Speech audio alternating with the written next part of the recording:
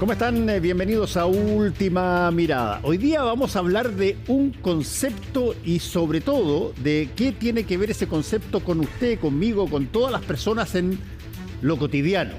El concepto se llama neurociencia y parece una cosa súper compleja, neurociencia, no sé,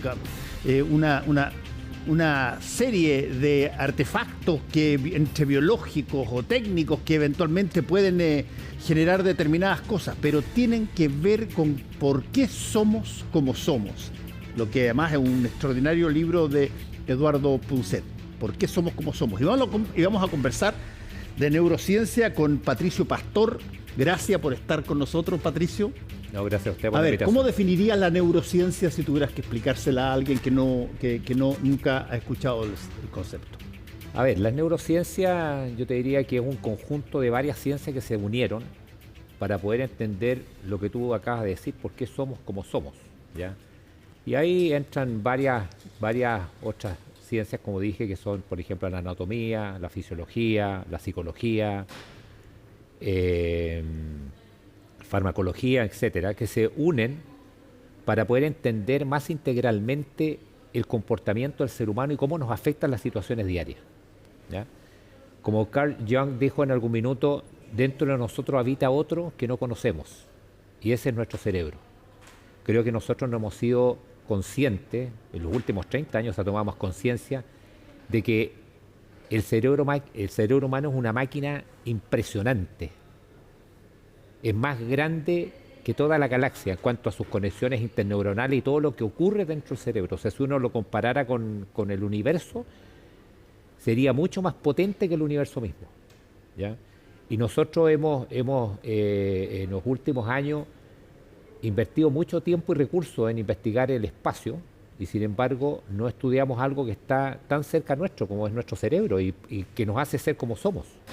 Ahora, eso es un punto bien interesante. Por ejemplo, ¿dónde tú partirías generando, por ejemplo, una pedagogía del cerebro?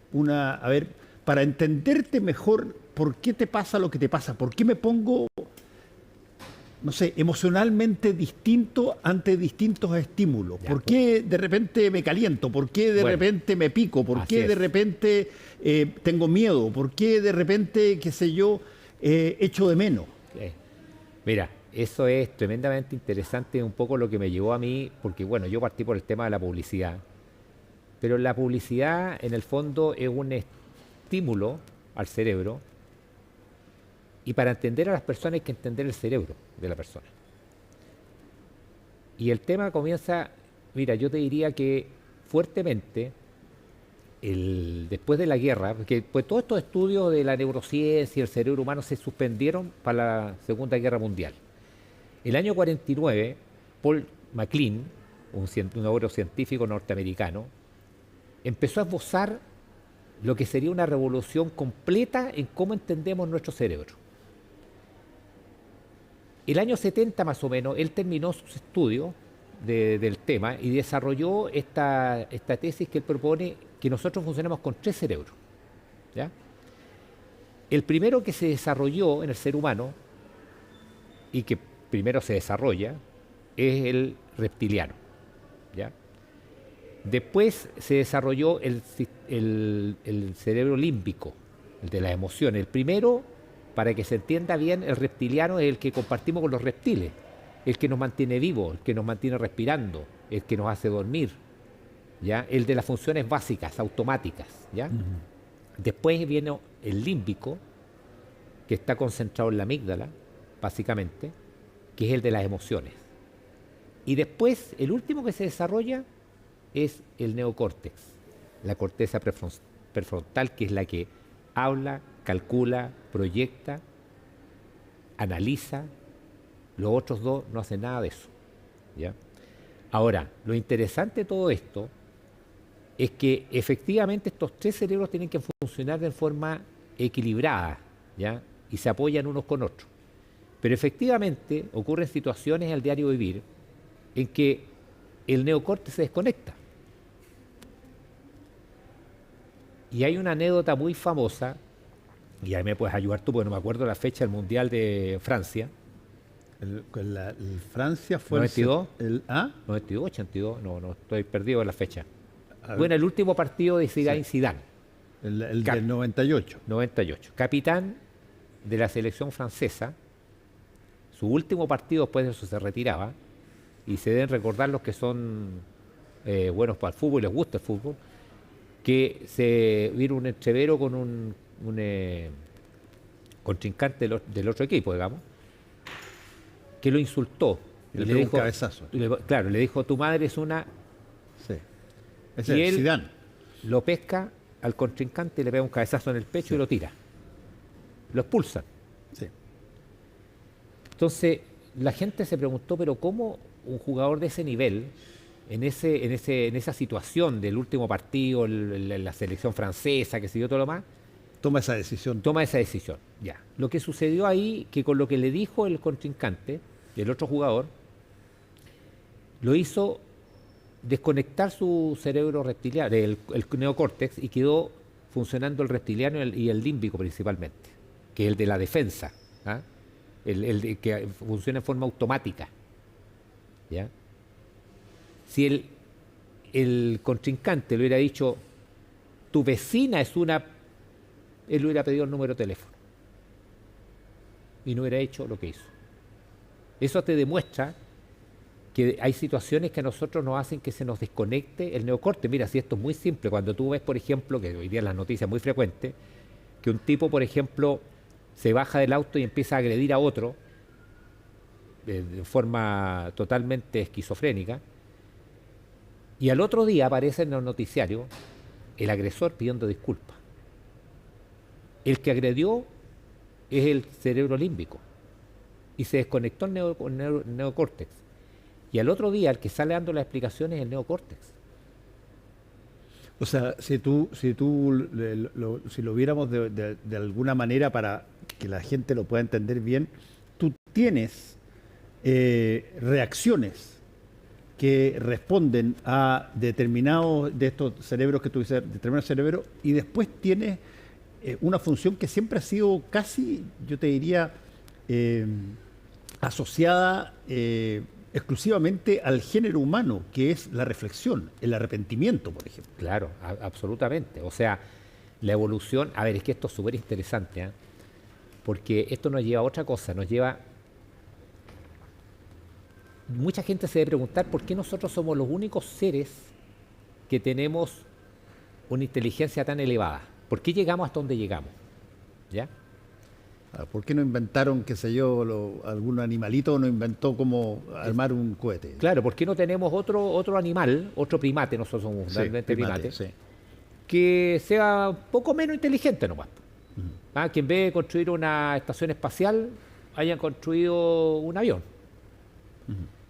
Eso tiene una explicación. Mira, hay una neurocientífica, me parece que norteamericana, Susana Hércules, no me acuerdo el otro apellido, un apellido compuesto, que hace años atrás se preguntó lo mismo.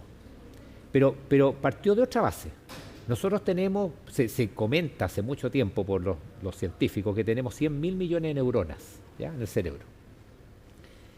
Y ella quiso averiguar de dónde salió esa cifra. Y empezó a llamar a sus colegas, laboratorios. No, pero es que es así, no, pero ¿dónde está el estudio que concluyó en eso? Y nadie lo tenía. Esa es parte de un poco de la, no sé si decir mitología, pero son las cosas que andan dando vuelta, que no tienen de repente un respaldo. Y ella se propuso investigar. Y para hacer la historia corta, ella se consiguió un cerebro humano, lo puso en un caldo de una sustancia que le permitió eliminar todo aquello que no fueran los núcleos neuronales, los núcleos de las neuronas. Y las contó con microscopio en su laboratorio, hizo el estudio y llegó a la conclusión de que eran 86.000 millones de neuronas. O sea, no andaba tan lejos, digamos, lo que se había dicho inicialmente, pero ella ya tenía un sustento. Y luego viene la otra pregunta. ¿Tú sabes cuánto pesas tú, por ejemplo? Más o menos. 76. Ya. Tu cerebro debería estar del orden del 1,5 kilos. Eso pesa tu cerebro más 1,2 kilos, 1,3 kilos, por ahí. Entre 1 kilo a y 2, veces, 1 kilo. A veces como que pesa 30 gramos. Claro, y a veces pesa mucho más. Ya ese pesa mucho más. Bueno, sin embargo, tu cerebro consume el 25% de las energías que tú ingieres a diario. O sea, si tú ingieres 2.000 calorías, 500 se las lleva el cerebro tuyo solamente por funcionar. Ni siquiera por esos juegos que estamos viendo antes, que son más intelectuales y una exigencia intelectual mayor.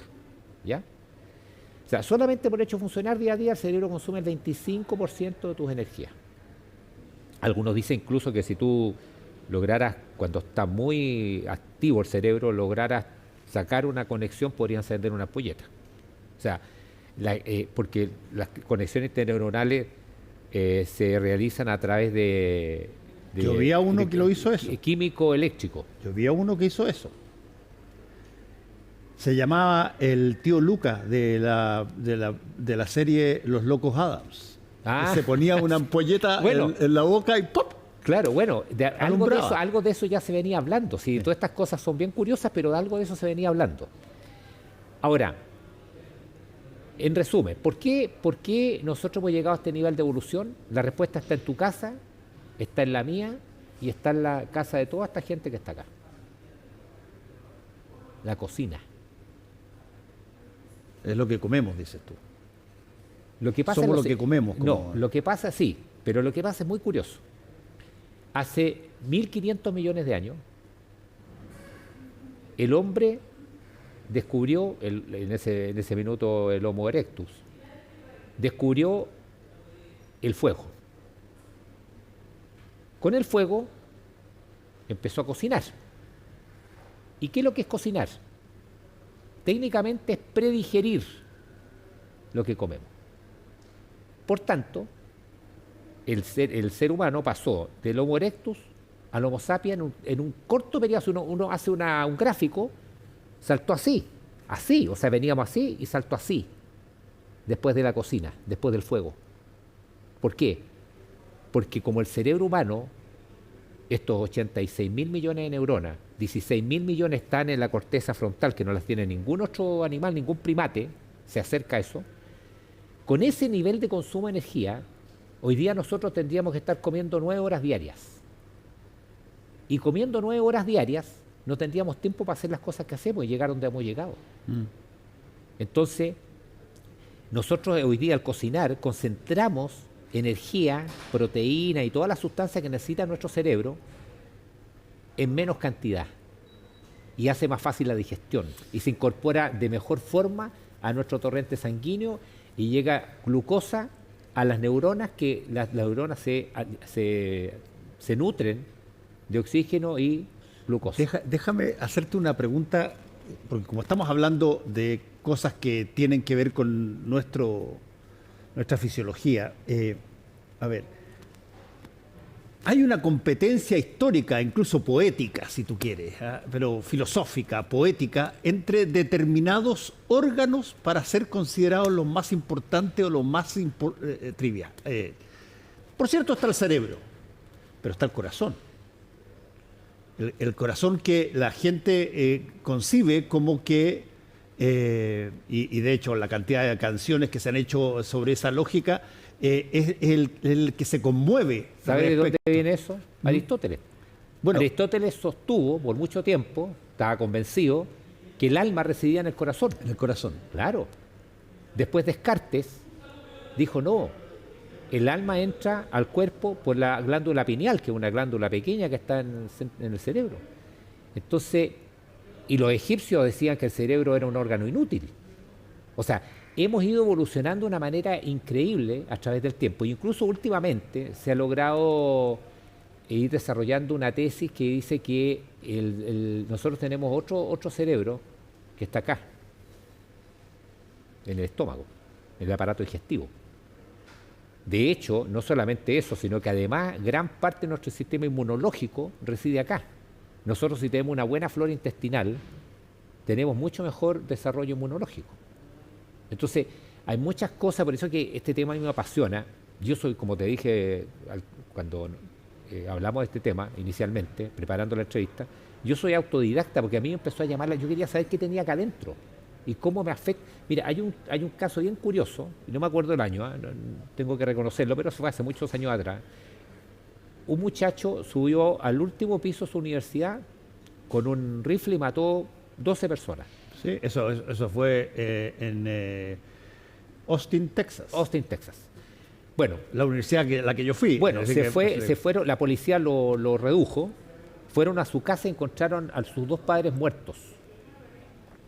Y encuentran una carta póstuma de este muchacho, porque llamó la atención para los investigadores que este muchacho había sido un buen alumno en la escuela, después había estado en la milicia, también con buen comportamiento, Había estaba vuelto al estudiando INAM. ingeniería, trabajaba en un banco, mediodía, también con buenos informes. ¿Y cómo llegó a esto? Bueno, en la carta, él pide a las autoridades, porque sabía que iba a morir en esto, que por favor le hicieran una autopsia cerebral. Y ahí vino la sorpresa. Tenía un tumor alojado, presionando la amígdala, que es la que controla las emociones. Él sabía de antemano que algo le estaba sucediendo, por eso escribió esa carta. Él sabía que algo estaba pasando a lo que decíamos recién, ese yo que está dentro de nosotros y que no conocemos. Él dijo, oye, aquí hay un alien dentro de mí que está haciendo algo que yo no sé en qué va a terminar.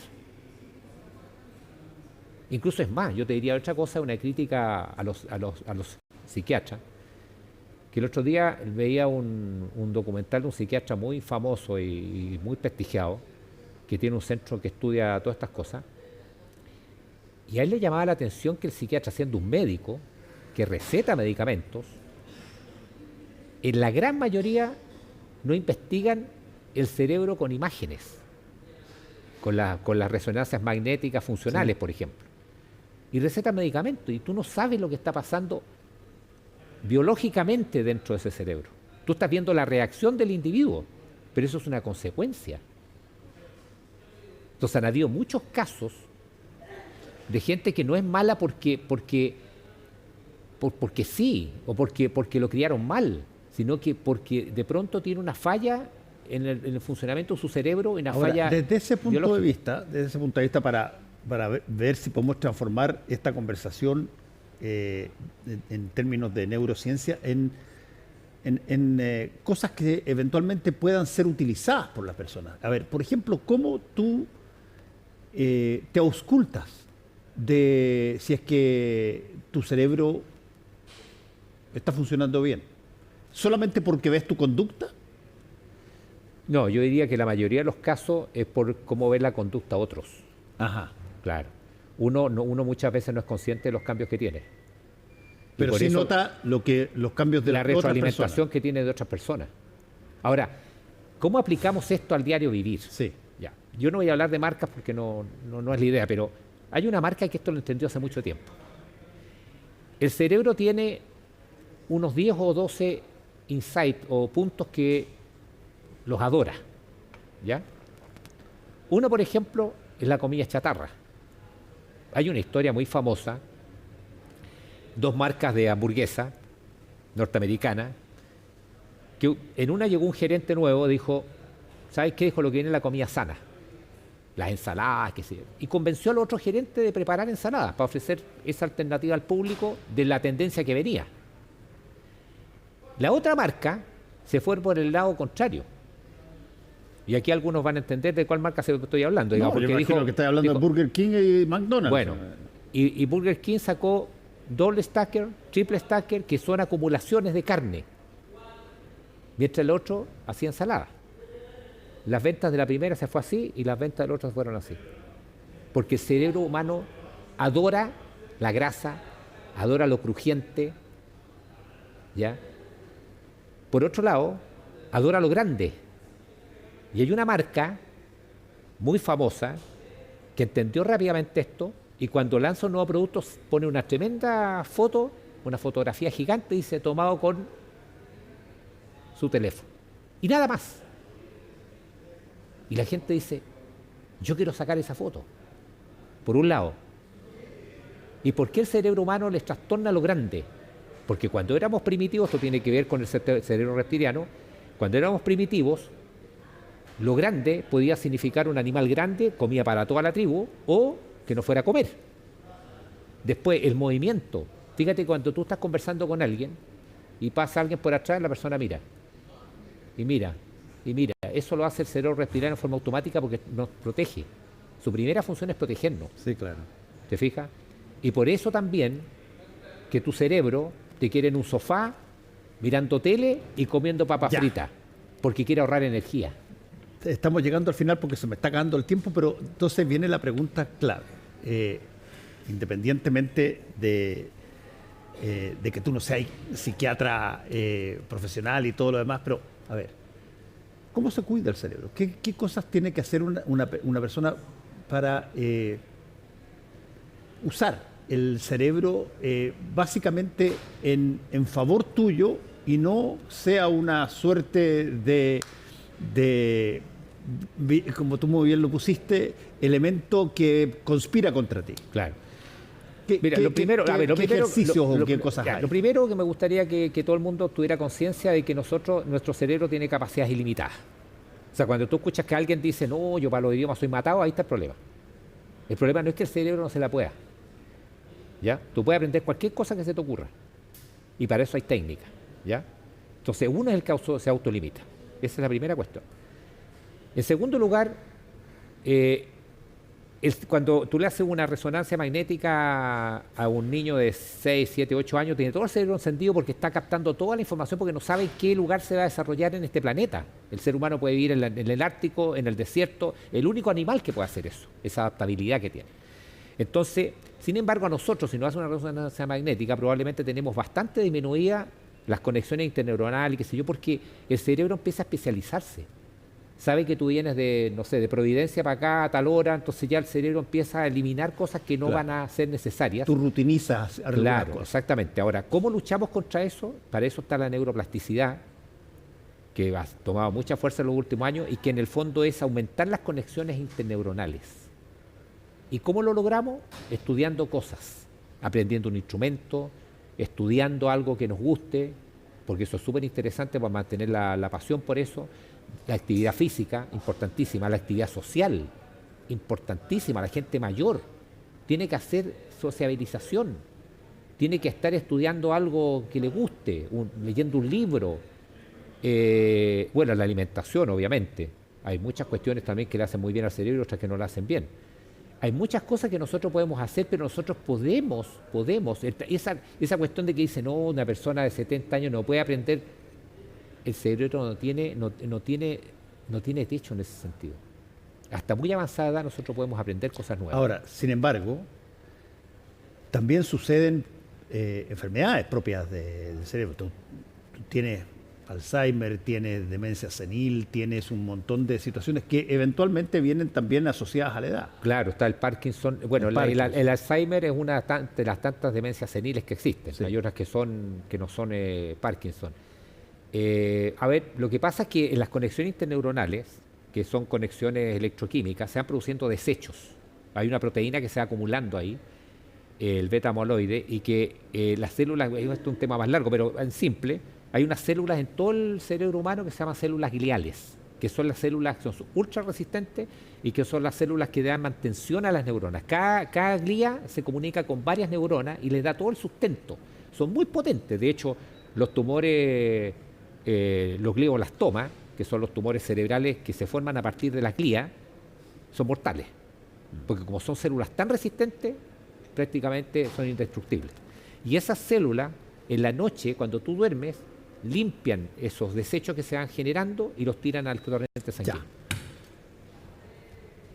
Patricio, no me queda mucho más tiempo, nada más, pero sí lo que quiero es que le digas a la gente a ver cómo puede partir tratando de entenderse mejor por las cosas que hace, por las cosas que siente, por las cosas que teme. ¿Qué es la recomendación de, a ver, ¿dónde puedo entenderme? Mira, a ver, hay un concepto muy básico que se ha estudiado en los últimos años, que es la meditación. Ya, la meditación ayuda a disminuir el tamaño de la amígdala, que se agranda con el estrés. Entonces, se ha descubierto últimamente con resonancia magnética funcional que la amígdala vuelve a su tamaño normal con la meditación. Todas las mañanas meditar qué sé yo, 15 minutos, no es necesario estar una hora. Lo segundo es esto, es tener estas actividades. Y mira, lo más importante es que nosotros del 100% pasamos 50% en el pasado, 40% en el futuro y 10% en el presente. Y eso tiene que ver con el mindfulness, que es conciencia plena. Entonces, lo primero para la salud mental es disfrutar el momento presente. Lo que pasó, pasó, ya pasó. No sirve de experiencia, nada más, pero no hay que quedarse ahí. Y el mañana no existe, Fernando. No existe. Mira si nosotros estuviéramos sentados aquí en agosto del año 2019. Yo te hubiera dicho, no se va a hacer la COP, no se va a hacer la APEC, va a venir un estallido social, vamos a estar encerrados 2 años, tú me hubieras mandado al psicólogo.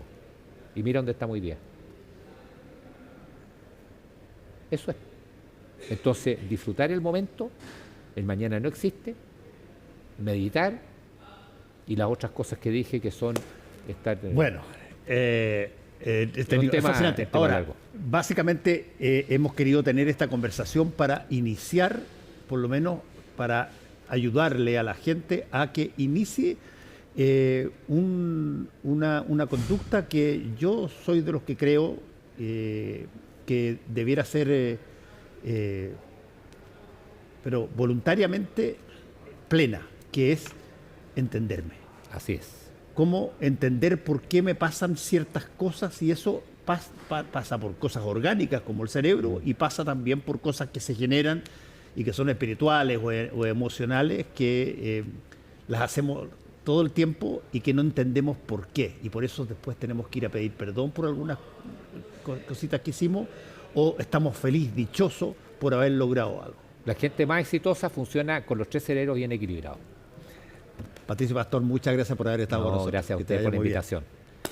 Nos vamos, tengan ustedes muy buenas noches. Nos encontramos tempranito mañana con Carolina Urrejola en CNN Chile Radio y también, por cierto, aquí en Última Mirada.